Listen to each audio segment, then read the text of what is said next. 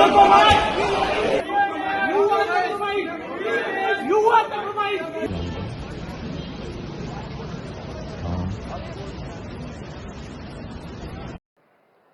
जो एआई सम्मेलन हुआ, आपको गर्व हुआ कि नहीं हुआ?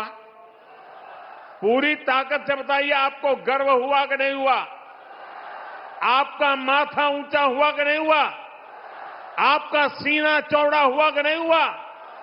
ये काम भारत के लिए हुआ कि नहीं हुआ है? भारत के युवाओं के लिए हुआ है कि नहीं हुआ है? भारत के भाग्य को बदलने के लिए हुआ है कि नहीं हुआ है? 21वीं सदी में लीडरशिप लेने के लिए हुआ है कि नहीं हुआ है? पूरा देश गर्व से भर गया।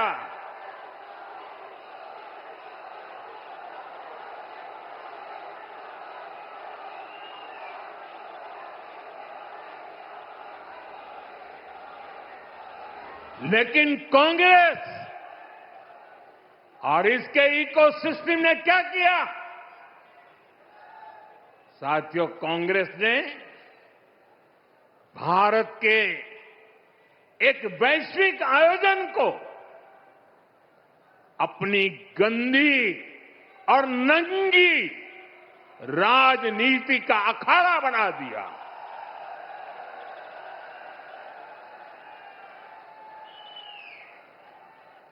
समारोह स्थल पर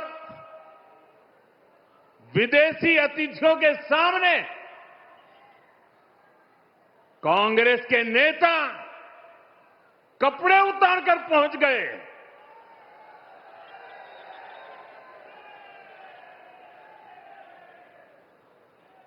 मैं कांग्रेस वालों को पूछता हूं,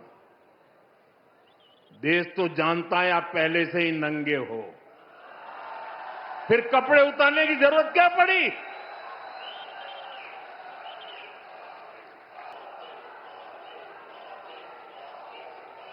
कांग्रेस के नेताओं ने वहां जो कुछ किया वो दिखाता है कि देश की सबसे पुरानी पार्टी वैचारिक रूप से कितनी दिवालिया हो गई है, कितनी दरिद्र हो गई है।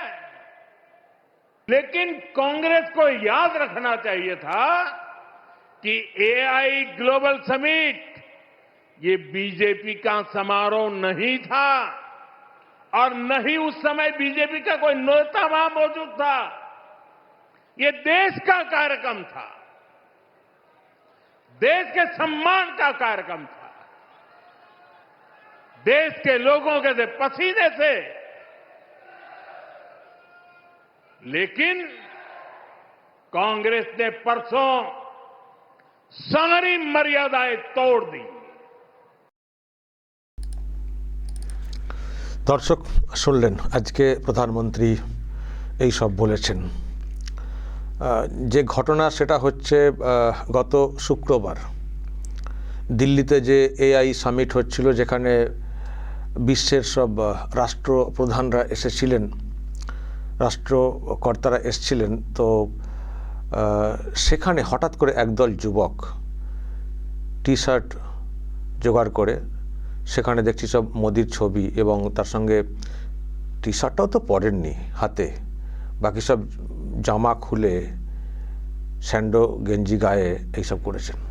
ভাবুন দর্শক, একটা ইন্টারন্যাশনাল সামিট হচ্ছে, এআই একটা এরকম একটা বড় সাবজেক্ট, এআই এখন খুব আধুনিক একটা সাবজেক্ট, তো সেটা নিয়ে ভারতে একটা সামিট হচ্ছে, সম্মেলন হচ্ছে, খুবই গর্বের ব্যাপার ভারতের ক্ষেত্রে। বিভিন্ন দেশের উন্নততর সব দেশের যারা মানে রাষ্ট্রপ্রধান তারা সব এসছিলেন, ফ্রান্স থেকে শুরু করে অনেক অনেক দেশের আপনারা শুনেছেন।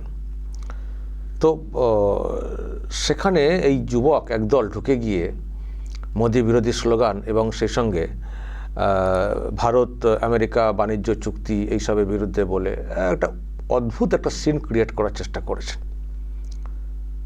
মানে আমি যেটা প্রধানমন্ত্রী বলছেন যে এদের একটা মিনিমাম বোঝা উচিত ছিল, যেটা বিজেপির প্রোগ্রাম না, এটা বিজেপির প্রোগ্রাম না, বিজেপির নেতারা ওখানে করতে আসেননি, এটা একটা সরকারি প্রোগ্রাম এবং একটা মানে ইন্টারন্যাশনাল একটা প্রোগ্রাম।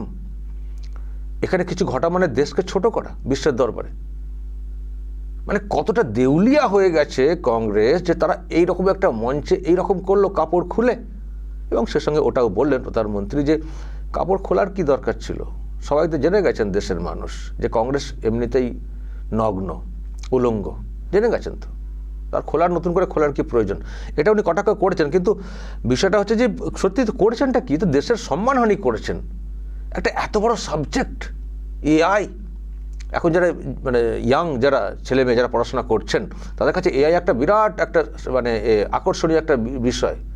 এআই দেখবেন বাড়িতে যারা স্কুলে পড়াশোনা করছে তাদের মুখেও দেখবেন এআই কথাটা এসে গেছে। এআই এখন মানে এআইয়ের কাজও প্রচুর এসছে এবং সবাই এআই নিয়ে পড়াশোনা করবে, কারণ আগামী দিনে এআই বিরাট একটা জায়গা দখল করছে।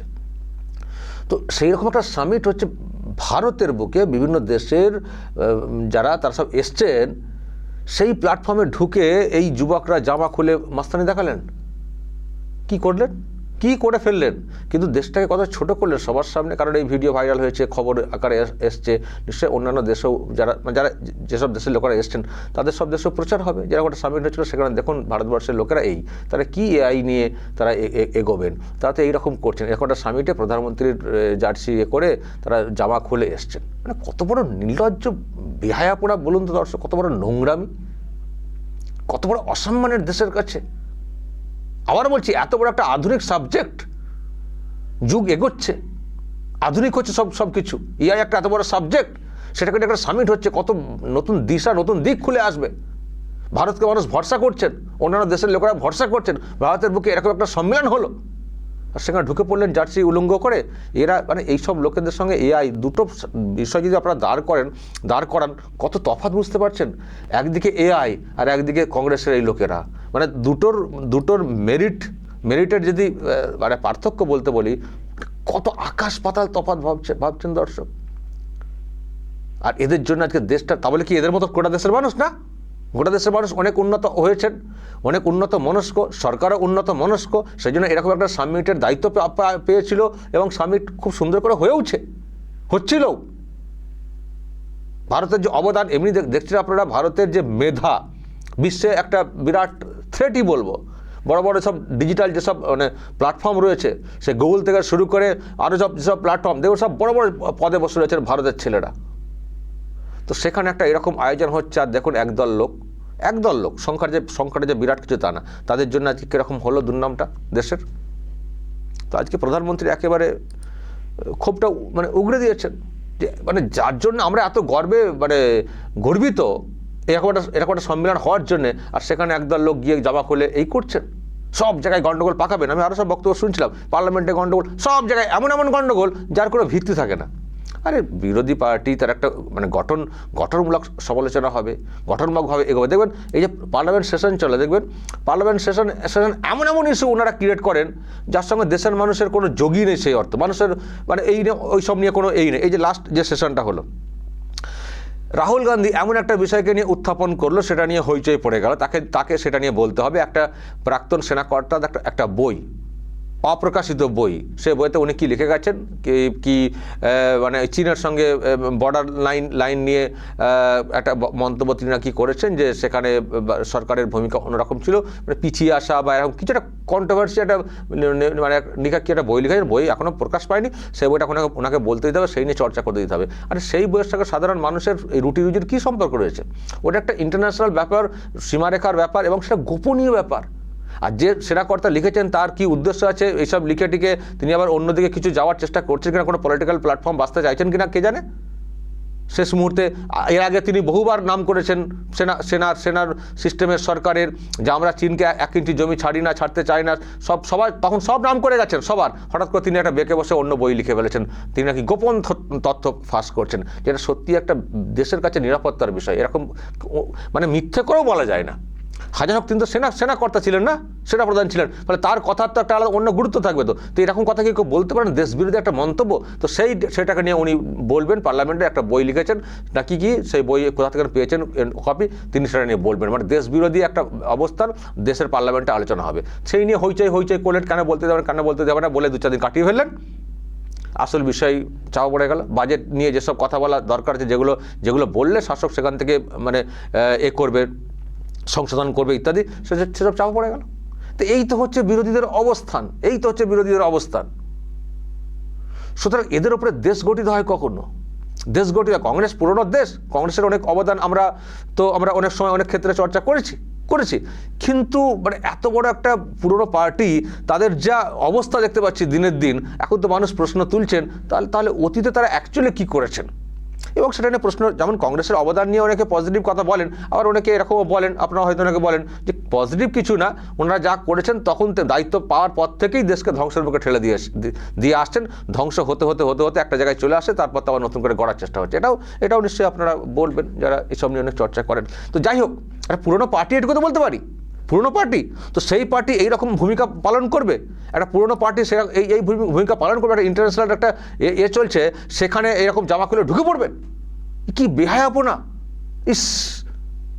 তো খুবই খারাপ লেগেছে প্রধানমন্ত্রীর, তিনিও তার মানে রাগান্বিত হয়েছেন। আসলে এরকম একটা প্ল্যাটফর্মে এরকম করলে যে কোনো মানুষের রাগ হবেই, যারা চেষ্টা করছেন দেশটাকে অন্যভাবে গড়ার। এবং ভারত এখন দেখছেন তো কোন জায়গায় পৌঁছাচ্ছে ধীরে ধীরে। আরে আমেরিকার সঙ্গে বাণিজ্য চুক্তি নিয়ে বলছেন যে এত কথা, আমেরিকাকে মাথা নত করিয়েছে তো ভারত। রাশিয়ার সঙ্গে কি বিরাট কিছু মানে করে নিয়েছেন, তেল কেনা বন্ধ করে দিয়েছেন। তো যখন এইভাবে পলিসি করে, কূটনৈতিক পলিসি নিয়ে চলছে একটা দেশ, সেখানে সবার সামনে দেশকে ছোট করছেন জামা খুলে দিয়ে। তো বলেছেন প্রধানমন্ত্রী যা বলার বলেছেন, আরও নিজেদেরকে কার্যত ছোট করলো, দেশকে তো ছোট করলোই, কিন্তু কংগ্রেস নিজেকে দেশবাসীর কাছে ছোট করলো, দেশবাসীর কাছে ছোট করেছে। এই কংগ্রেস কি করে উঠবে দেশে, কি করে দেশের ক্ষমতায় আসবে? আর পশ্চিমবঙ্গতে যা হাল দেখতে পাচ্ছেন কংগ্রেসের। দর্শক বলবেন যদি আপনাদের এই নিয়ে আরও কিছু বলার থাকে, অবশ্যই বলবেন কমেন্ট বক্সে, এবং নজর রাখবেন আরামবাগ টিভিতে। তবে একটা কথা বলে শেষ করি, কোর্টও কিন্তু বুঝতে পেরেছে, এই ঘটনার পরে কয়েকজনকে ধরা হয়েছিল, জামিন দেয়নি কোর্ট জামিন দেয়নি, বলেছে দেশকে ছোট করেছে, দেশের সম্মান নষ্ট করেছে, জামিন হবে না, জামিন দেয়নি। আর বন্দিত ভালো করে রোগড়ে দিক, যা খুশি করা যায় না দেশের অন্দরে। পার্টি বলে আমি যা খুশি করবো যে কোনো জায়গায়, এটা পার্লামেন্ট না বা অন্য কোনো পলিটিক্যাল প্ল্যাটফর্ম না, যা খুশি করবেন। একটা জিনিসের একটা লিমিট আছে। ফলে কোর্টের একটা বিরাট ব্যবস্থা নিয়ে বোঝানো উচিত গোটা দেশকে যে যা খুশি করা যায় না, বিশেষ করে যখন ইন্টারন্যাশনাল কোনো প্ল্যাটফর্ম থাকবে, সেখানে এরকম করা যায় না। এটা ক্রাইম, দেশকে ছোট করা একটা বড় ক্রাইম, দেশদ্রোহীর কাজ এটা। জামিন দেয়নি, ভালো করেছে। আরো কিছুদিন কেন, যতটা পারে রোগড়ে দিক। দর্শক আপনারা কি চান, এদের বিরুদ্ধে কী ব্যবস্থা কী চান আপনারা বলবেন, আপনারা যা বলার বলবেন, এবং সকলকে দেখাবেন যে দেখুন কীরকম নোংরা চরিত্র। নজর রাখবেন আরামবাগ টিভিতে।